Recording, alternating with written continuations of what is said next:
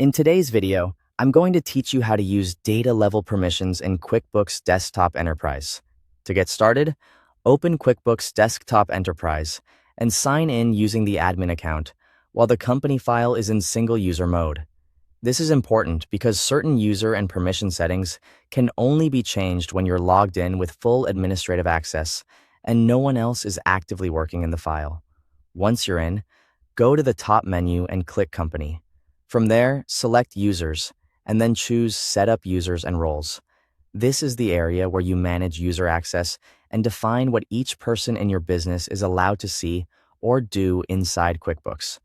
If QuickBooks asks for the admin password at this point, go ahead and enter it to continue. After that, you'll see the list of users already set up in the system. You can either select an existing user if you want to adjust their access, or click New if you need to create a user for someone who doesn't have an account yet. Next, assign the appropriate role to that user, or create a custom role if the standard roles don't match the level of access you need. Roles are useful because they group permissions together, making it easier to manage access consistently across your team. After choosing the role, click Edit for the selected role.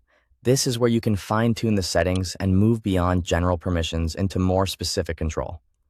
Look for the option to enable data-level permissions for the areas you want to restrict. This feature allows you to limit access not just by task, but by the actual records a user can work with.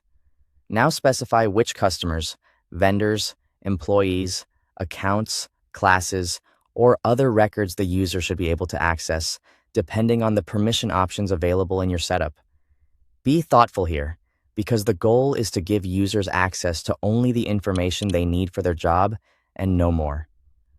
Before saving, take a moment to review everything carefully.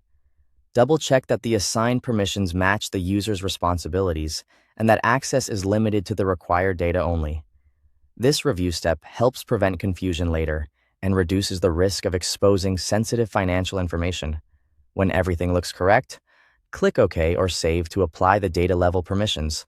Finally, have the user sign in and test the setup to make sure the restrictions work as expected in real use.